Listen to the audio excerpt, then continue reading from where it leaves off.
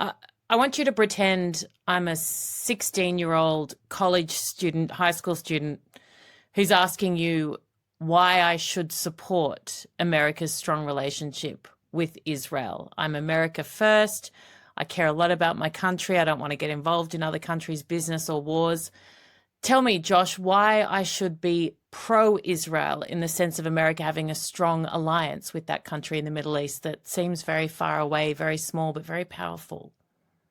Sure thing. Yeah. So I get this question a lot, and here's how I see it. So, look, I am a realist when it comes to foreign policy. I really am. I look at America's budget. I look at the fact that we're approaching $40 trillion in debt if we're not there already.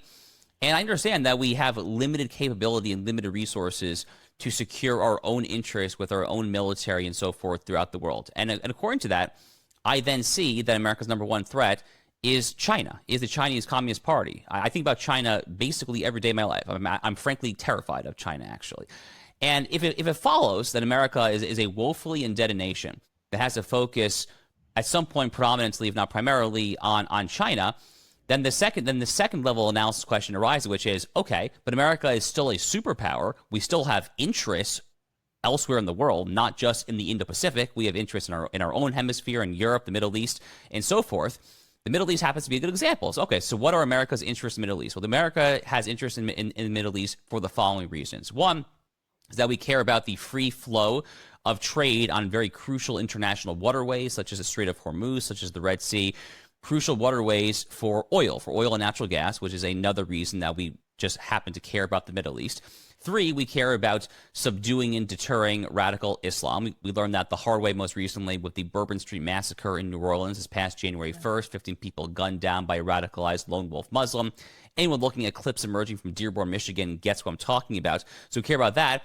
And finally, we care about the fact, as J.D. Vance himself said in a speech about a year and a half ago, America is still the most, to this day, religious Western world, first world country. And there are hundreds of millions of people here in America who, for good faith, care about the Holy Land broadly defined. So, okay, so if you accept the fact that America, one, has focus on China, but two, does have real interests elsewhere, including the Middle East, then the question is, how do you do that in a way that makes sense from a geopolitical and economic fiscal perspective? And the answer, which the Trump administration, both the first and second time, I think really intuited, is that you just empower countries that share your interests on the ground in those non-Indo-Pacific regions to patrol and secure the region in a way that redounds to your interests. Erin, I actually, a few weeks ago, I was in D.C. and I was meeting with a senator. I won't say the name, just to keep him out of it.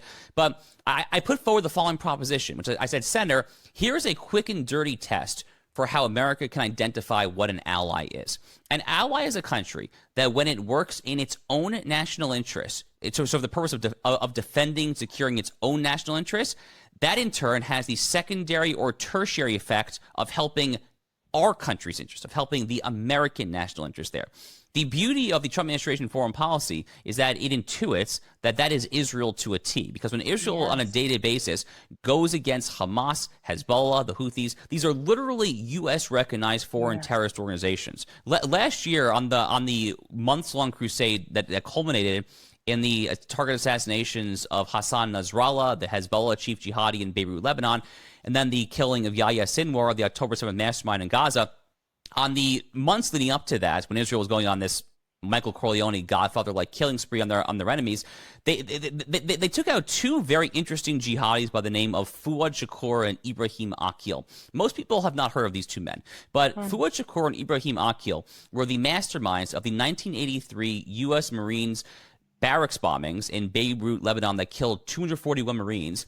That was Shakur. And then Akil was mastermind of the U.S. Embassy bombing that same year that killed roughly 65 to 70 Americans. Those two men had U.S. State Department bounties on their head for 4 decades of $5 and $7 million respectively. And nothing happened until the IDF took them out.